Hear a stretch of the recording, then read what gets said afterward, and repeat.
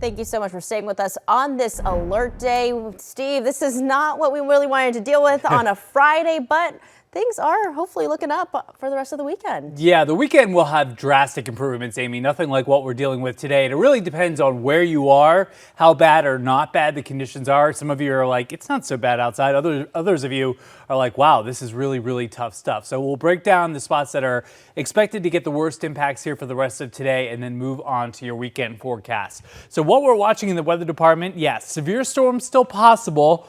Of course, we've been really highlighting that emphasis on the possibility of some isolated tornadoes. We had tornado warnings this morning. If you were with First Alert meteorologists Tim Williams and Meg McNamara, they were on top of those Carroll County warnings and Howard County. Right now, the focus this afternoon shifting to the east, so the eastern shore communities. Coastal flooding, unfortunately, we're not going to get rid of that too quickly. It looks like we still have a few more high tide cycles to go, especially in Anne Arundel County and up in Harford County. But the takeaway here is by the time we get to the weekend, much nicer weather building in. The humidity goes way down, and we're going to be looking at some really enjoyable, non-dramatic weather. So a big change from when you were watching this morning. The tornado watch has been dropped in and around the Baltimore metro. Basically, it just lives on here for Kent County, Queen Anne's County, Caroline, and Talbot County. They always say in and around the watch area, so we'll watch Cecil County as well. But the main emphasis of the rotating storms is now pushing off to the east. So this is what I want to show you on the radar picture.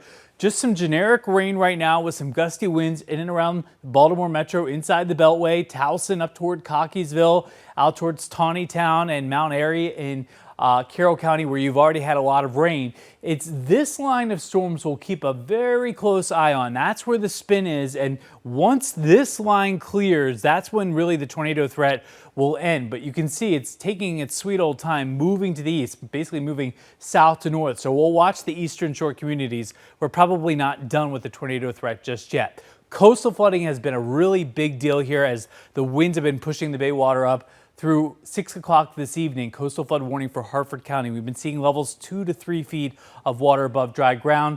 Baltimore City, Baltimore County through about 2 o'clock this afternoon.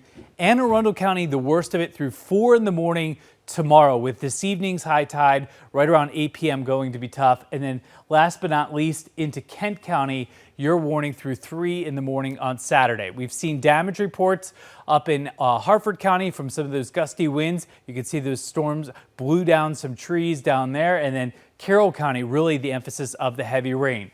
The game changer right here, this blue line is a cold front that will end the worst of the weather. 81 in town right now, feels like 87, very tropical outside, upper 80s to near 90. But the winds are still gusting out there.